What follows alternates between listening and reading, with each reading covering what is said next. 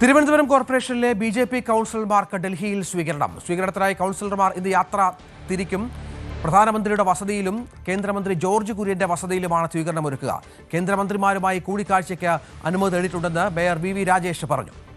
സാരംഗ് സുധാകരൻ വിവരങ്ങളുമായി ചേരുകയാണ്. സാരംഗ്, വലിയ സ്വീകരണം ഒരുക്കുകയാണ് ബി.ജെ.പി. നമുക്കറിയാം, ദേശീയതലത്തിൽ തന്നെ തിരുവനന്തപുരത്തെ കോർപ്പറേഷൻ വിജയം ബി.ജെ.പി. ആഘോഷിച്ചിട്ടുണ്ട്. അത് കുറച്ചുകൂടി വിശാലമാക്കുകയാണ്. നമ്മൾ അറിയേണ്ടത്, ഏതെങ്കിലും തരത്തിലുള്ള വികസന പദ്ധതികൾക്ക് കേന്ദ്ര സർക്കാരിൻ്റെ അംഗീകാരം ഉണ്ടാകുമോ? നിരവധി പദ്ധതികളൊക്കെ മേയർ നേരത്തെ പ്രഖ്യാപിച്ചിരുന്നല്ലോ. രഞ്ജിത്ത്, അത്തരത്തിൽ തന്നെ ഇത് നോക്കിക്കാണണം. കാരണം ഒരു രാഷ്ട്രീയമായിട്ടുള്ള ഒരു ആഘോഷം എന്നതിനപ്പുറത്തേക്ക് ഈ ഒരു തിരുവനന്തപുരം കോർപ്പറേഷൻ്റെ ഒരു ഭാവി വികസന രേഖയുമായി ബന്ധപ്പെട്ട്, അതായത് കോർപ്പറേഷനിൽ നടപ്പാക്കേണ്ട പുതിയ പദ്ധതികളെക്കുറിച്ചടക്കമുള്ള രേഖകൾ, അതായത് പുതിയ നയരേഖകൾ അടക്കമായിട്ടാണ് ഇപ്പോൾ നരേന്ദ്രമോദിയെ കാണാൻ, അതായത് പ്രധാനമന്ത്രിയെ കാണാൻ വേണ്ടി ഇവർ ഡൽഹിയിലേക്ക് പുറപ്പെടുന്നത്. അതായത് കേന്ദ്രത്തിൽ നിന്നും കൃത്യമായിട്ടുള്ള പിന്തുണ ഈ ഒരു നഗരസഭയിലെ പല പദ്ധതികൾക്കും ലഭിക്കേണ്ടതുണ്ട്. അങ്ങനെ ആ രീതിയിലുള്ള കാര്യങ്ങളിലേക്ക് കടക്കാൻ വേണ്ടിയാണ് ഇപ്പോൾ ഈ ഒരു സന്ദർശനം ഒരുക്കിയിരിക്കുന്നതെന്നാണ് കഴിഞ്ഞ ദിവസം അടക്കം മേയർ വി രാജേഷ് അടക്കം പ്രതികരിച്ചത്.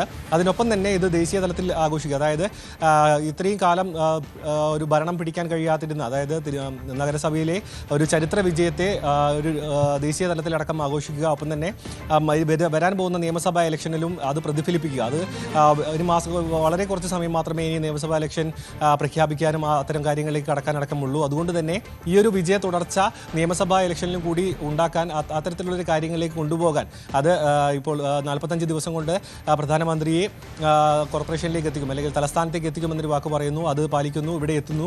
പക്ഷേ ആ സമയത്ത് പോലും വമ്പൻ പ്രഖ്യാപനങ്ങളില്ല എന്നൊരു വിമർശനം ഉയർന്നിരുന്നു. അതിന് മറുപടി എന്നോണമാണ് ഇപ്പോൾ കൗൺസിലർമാർ നേരിട്ട് പ്രധാനമന്ത്രിയെ കാണാൻ വേണ്ടി എത്തുന്നത്. ഇന്ന് 11:15 കൂടിയാണ് അവർ ട്രെയിനിലെത്തുക. ആദ്യം കേന്ദ്രമന്ത്രി ജോർജ് കുര്യനെ സന്ദർശിക്കും. അതിനുശേഷമാണ് പ്രധാനമന്ത്രി നരേന്ദ്രമോദിയുമായി കൂടിക്കാഴ്ച നടത്തുന്നത്. പ്രധാനമായും ഈ കൂടിക്കാഴ്ച ലക്ഷ്യം വെക്കുന്നത് നഗരസഭയിലെ വരാൻ പോകുന്ന, അതായത് പ്രഖ്യാപിക്കാൻ പോകുന്ന പല പദ്ധതികൾക്കും കൃത്യമായ കേന്ദ്രത്തിൻ്റെ പിന്തുണയോട് കൂടി അവ നടപ്പിലാക്കുക, ആ വികസന പദ്ധതികൾ ജനങ്ങൾക്ക് മുന്നിലേക്ക് എത്തിക്കുക. അതിൻ്റെ ഭാഗമായിട്ടാണ് ഇപ്പോൾ ബി.ജെ.പി. കൗൺസിലർമാർ, കോർപ്പറേഷനിൽ നിന്നുള്ള ബി.ജെ.പി. കൗൺസിലർമാർ ഇന്ന് പ്രധാനമന്ത്രിയെ സന്ദർശിക്കാൻ വേണ്ടി ഡൽഹിയിലേക്ക് എത്തുന്നത്. രഞ്ജിത്ത്, കൂടുതൽ വാർത്തകൾക്ക് news 18 Keralam YouTube channel subscribe ചെയ്യുക.